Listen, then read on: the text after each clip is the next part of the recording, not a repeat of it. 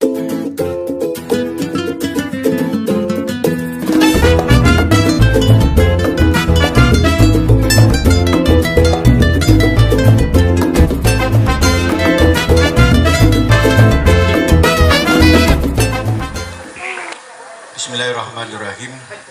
Assalamualaikum warahmatullahi wabarakatuh. Waalaikumsalam warahmatullahi wabarakatuh. Hamdan syukurillah wala hawla wala quwwata. Yang pertama.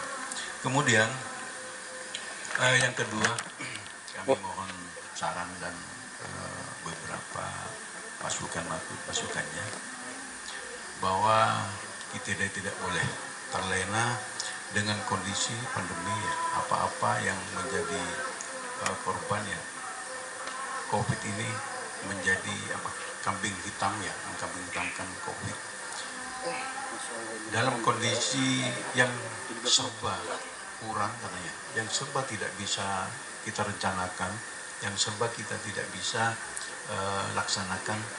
Seharusnya bisa dalam kondisi apapun, karena kita diciptakan oleh Allah Subhanahu wa Ta'ala bisa hidup di semua tempatnya, bisa bergerak di semua tempat, dan kita yakini bahwa Allah menciptakan kita ya, sebagai manusia yang sempurna, punya akal, punya hati, punya pikiran, punya kehendak, punya perencanaan dan sebagainya. Ini adalah satu tantangan bagi kita, sejauh manakah bersyukurnya kita kepada Allah Subhanahu wa Ta'ala ketika kita diberi ujian, diberi musibah pandemi COVID-19 ini. Ketika dalam kondisi yang seperti ini, gerakan-gerakan seperti apakah kita sebagai masyarakat Situbondo ya, yang hidup di alam pedesaan,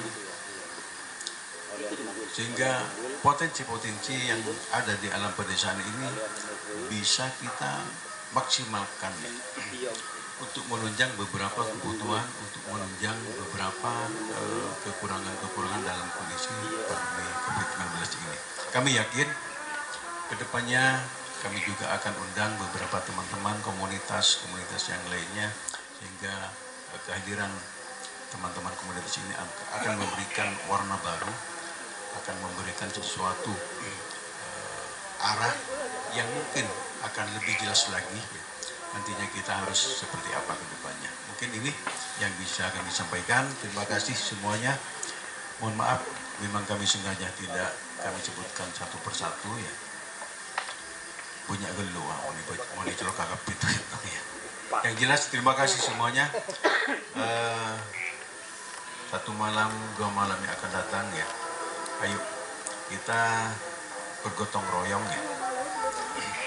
Selalu bergotong royong dan bergandengan tangan walaupun apapun yang terjadi untuk Situbondo tercinta. Demikian, Assalamualaikum warahmatullahi wabarakatuh.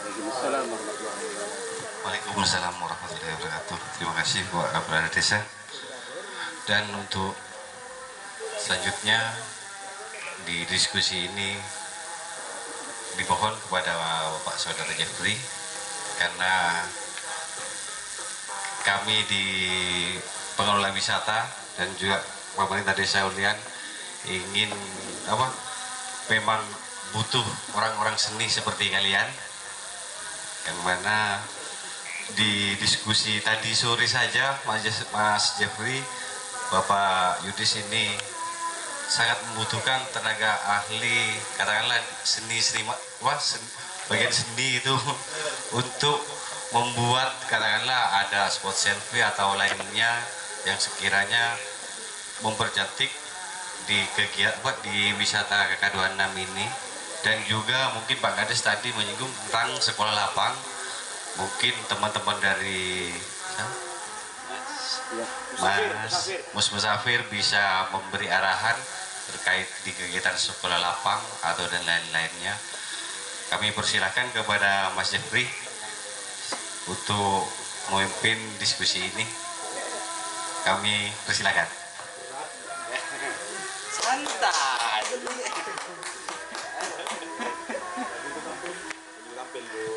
Ini pertama kali. Atau gimana, dibuat nyanyi dulu sebelum mana? Apa mau enggak? Sekarang anak bukti, Pak. Terima kasih Pak Kades. Alhamdulillah Bapak Kepala Desa kita ini memang sangat luar biasa. Sederhana, tapi tadi apa yang disampaikan Pak Kades, mudah-mudahan ini menjadi sesuatu yang sangat berharga sekali, sangat bermanfaat sekali bagi perkembangan Desa Olean. Yang saya hormati dan saya banggakan kepada seluruh perangkat desa yang ada di sini dengan semangatnya yang luar biasa. Kakak 26 Nemobeli Yongku Mas Yudis selaku Pak Darwis, Pak Sekdes, Mas Ipung, Mas Sadari. Bisa saya sampaikan teman-teman dari Sok Makaton dan DKS. Di situ ada Mas Arik, divisi musik, ada Mas Taufik, Sok Makaton untuk kapasitas yang tadi dibilang nyeni-nyeni, dia konseptor seni rupa. Saya sengaja bawa juga ke sini untuk nanti bagaimana gambaran ke depan secara visual atau mungkin juga bisa melibatkan teman-teman terupa. Saya tidak bisa memimpin rapat ini, Mas. Saya lebih enak enjoy untuk sharing itu sifatnya, karena di sini saya pingin juga ada timbal balik, ada sebuah komunikasi yang sifatnya dua arah. Jadi gak cuma satu arah, karena sekali lagi namanya aja sudah sekolah alam, berbasis ya ini alam semesta ini. Apa yang sudah diberikan oleh Tuhan, apa yang sudah diberikan oleh Sang Pencipta, kita gunakan. Yang ada semuanya yang apa adanya yang ada di alam ini, termasuk kita sebagai makhluk yang diciptakan Tuhan dengan segala macam kemampuan, dengan segala macam potensi yang ada, yang disadari atau tidak sebenarnya kita punya itu. Tujuannya ke sana. Bagaimana basis dari alam semesta ini yang perlu kita kuat, yang perlu kita angkat menjadi sebuah potensi yang sangat besar terhadap alam sekitar kita, yaitu terutama pada sektor pendidikan. Sebenarnya tidak terlalu muluk-muluk bagaimana sekolah alam ini bisa. Sampean-sampean bisa langsung googling bagaimana siapa yang pertama kali mencetuskan, siapa yang bagaimana kiprah dan bagaimana sudah sejauh mana sekolah alam ini bisa diterima di masyarakat sekarang ini.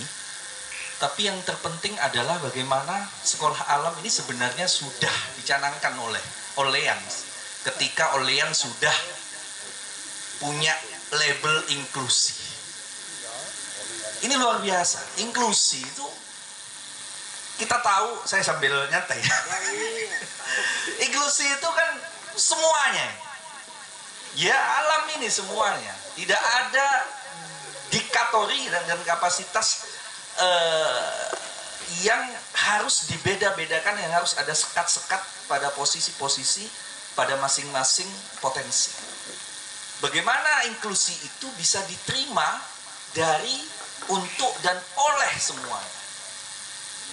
Sebenarnya itu. Nah, saya pertama kali ngomong sama Pak Kades ketika ada terdengar inklusi seperti itu. Kemudian bagaimana prospek KK26 ini. Sebelumnya tahun 2015 saya sudah dengan teman-teman ingin mencetuskan ini. Kebetulan almarhum Pak Soekarto, yaitu Kepala Desa Sumberkolak, itu yang sangat getol sekali terhadap kita. Bahkan kita sudah hampir 70% mau jadi waktu itu. Sayangnya beliaunya waktu itu ada pemilihan hingga break, kemudian juga almarhum diambil oleh Tuhan.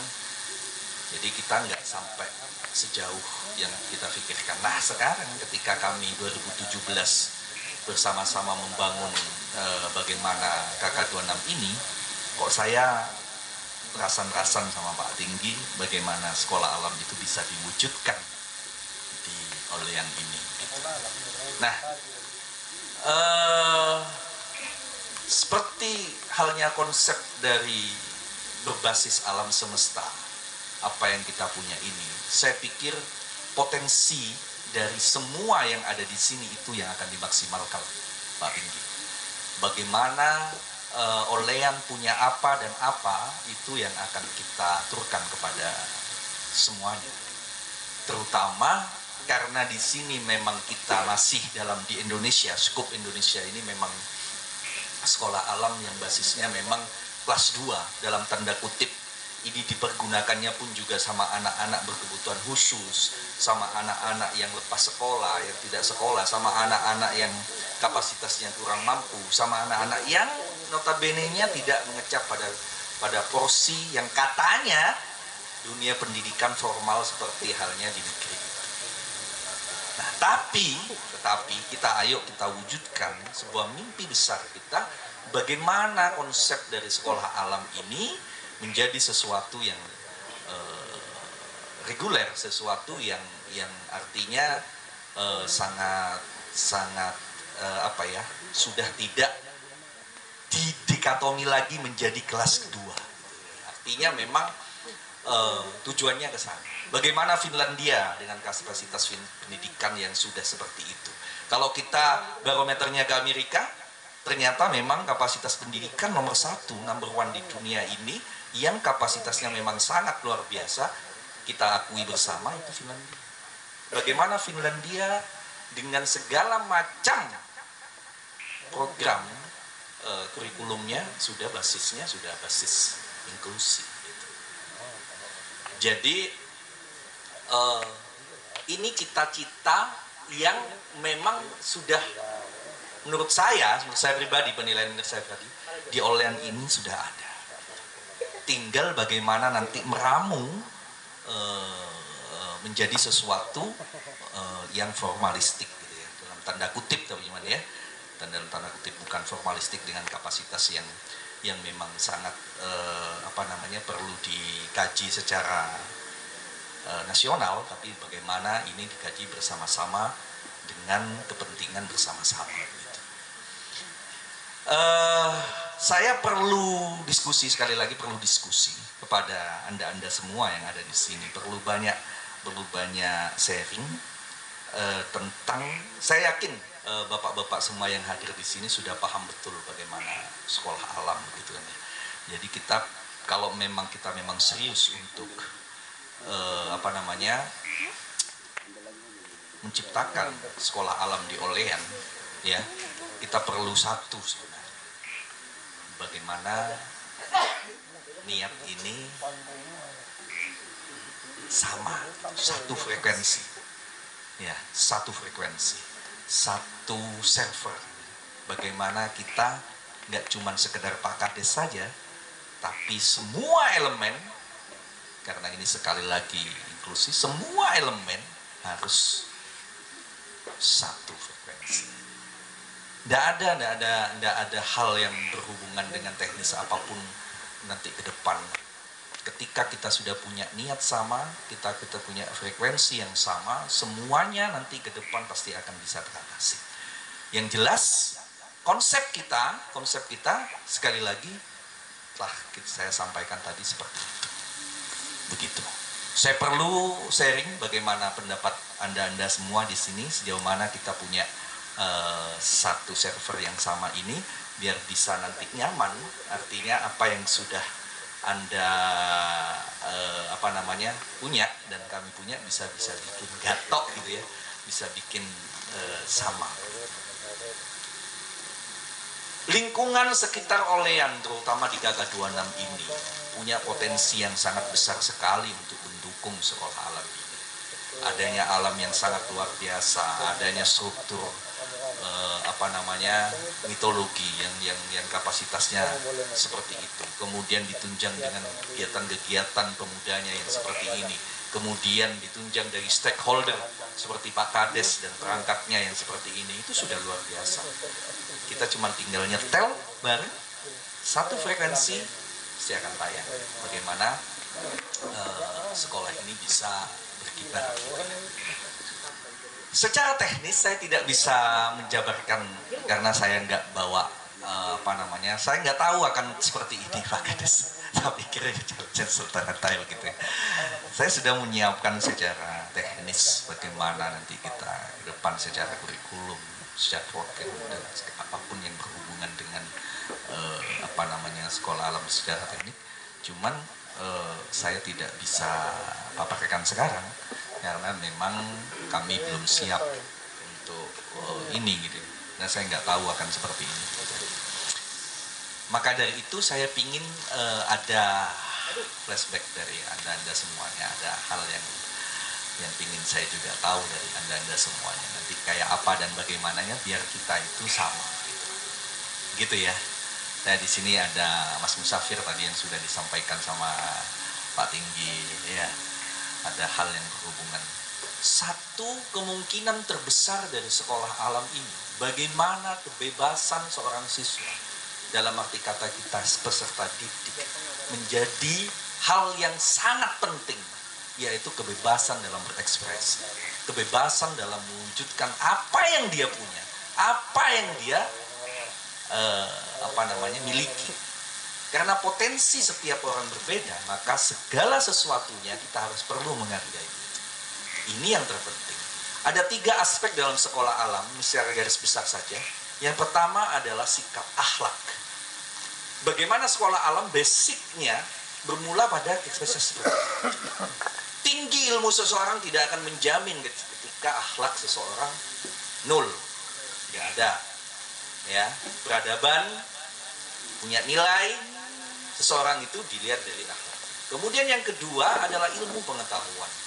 Seorang pengajar nanti di ke depan di sekolah alam ini harus punya pengetahuan itu, harus punya pengetahuan tentang kapasitas keilmuan itu. Bagaimana dia juga tidak gaptek, bagaimana dia juga perlu punya wawasan yang sangat luas. Bagaimana dia juga harus kompeten pada bidang-bidang tertentu. Seumpama kita mengajar seni, bukan kapasitasnya biologi yang suruh ngajar. Pokok tahu gitaran dia suruh ngajar biologi, tidak. Tapi memang betul-betul orang seni yang mengajar itu. Betul-betul orang yang bisa gitar di sana.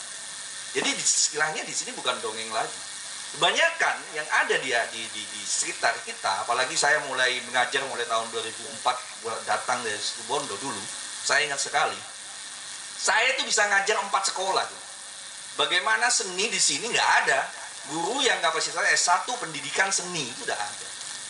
Saya ingat sekali saya diminta SMA 1, saya diminta SMA 2, SMK 1 Panji gitu ya. SMA yang lainnya, saya itu yang tolak. Saya sampai ngajar 3 sekolah. Kemudian juga di UNAS, akhirnya juga diminta juga seperti itu. Karena basicnya memang kurang ada. Banyak orang pendidikan agama tahu keyboard, disuruh ngajar seni. Banyak guru bahasa Indonesia tahu puisi, tahu kayak gini disuruh ngajar seni. Jadi kapasitasnya sekarang kompetensi kurang. Bagaimana ketika pengajar kita tidak ahli? Nah ini perlu dipertanyakan. Nah di kita segala macamnya perlu memang ahli. Ahli bukan berarti harus dengan ijazah, bukan. Tapi ahli yang memang betul-betul expert pada bidangnya. Pada bidang yang kapasitas seumpamanya masalah olah tubuh gitu ya, dengan kapasitas dia punya skill seperti Mas Ipung seumpama ini ya, basicnya ke sana ya, Mas Ipung yang bisa. Bagaimana saraf ini umpamanya dengan segala macam teknis dalam mengolah tubuh dan segala macam, orang-orang yang memang betul-betul expert, yang memang di dunianya itu memang dia bisa begitu. Kemudian yang ketiga, dari satu akhlak, kemudian satu dia punya ilmu pengetahuan memang. Ya. Kemudian yang terakhir adalah bagaimana nanti sekolah alam ini bisa bersinergi pada kapasitas apapun. Sekolah alam ini punya channel. Artinya ini sekali lagi berhubungan dengan teknis. Bahwa keberadaan sekolah alam ini diakui. Nah ini yang akan kita godok bersama. Bagaimana sekolah alam ini, seperti saya sampaikan tadi, bukan lagi kelas 2, tapi bagaimana sekolah alam ini punya cita-cita ke depan, punya visi ke depan, bahwa sekolah kami diakui keberadaannya, punya legalitas. Gitu. Itu yang mungkin bisa saya sampaikan secara garis besar. bagaimana dan ya apanya nanti bisa biar kita lebih banyak sharing. Begitu Pak Sekdes.